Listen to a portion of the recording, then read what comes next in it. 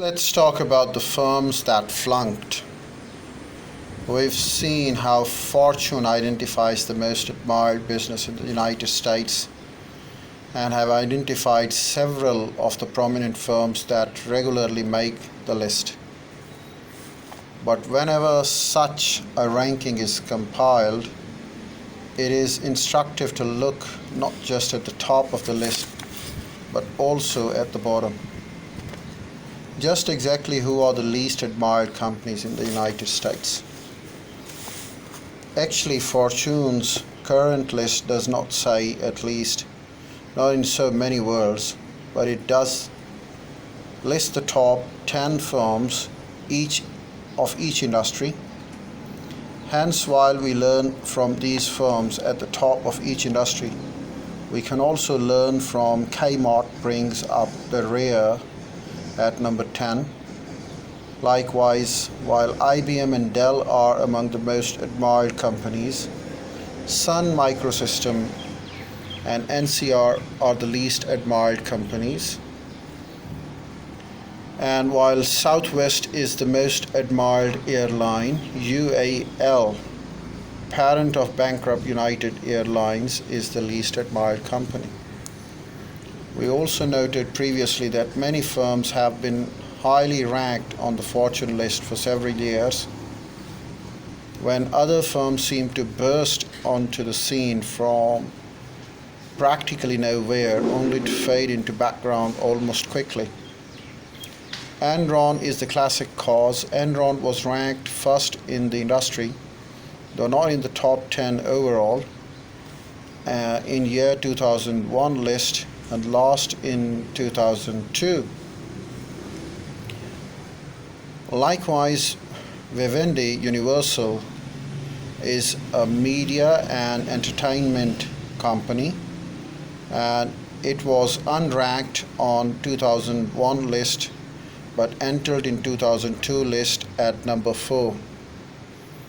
The firm's recent financial crisis promises to drop it far back down the list 2023. Sorry, I beg your pardon, 2003.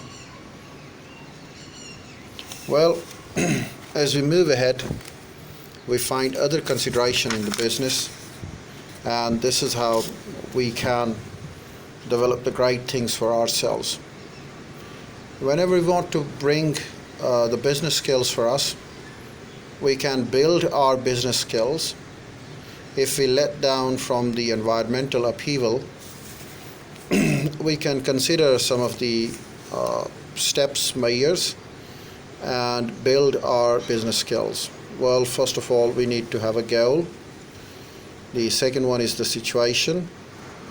The third one is our assignment. Well, we should also have an alternative assignment, and then we should accordingly pursue our business requirements that we set up for ourselves.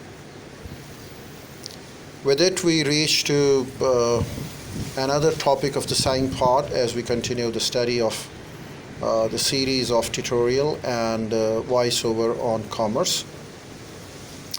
And our topic that we consider right now is conducting business ethically and responsibly. Business has got ethics and responsibilities.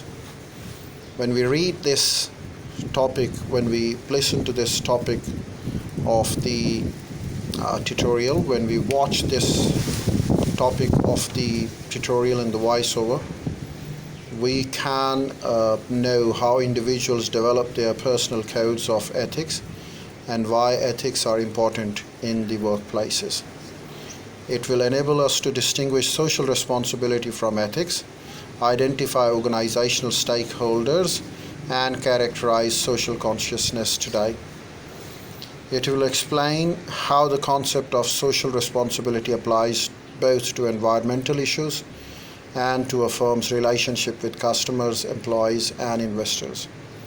It will also let us identify 4 general approaches to social responsibility and describe 4 steps that firm must take to implement a social responsibility program. It will also explain how the issues of social responsibility and ethics affect small business.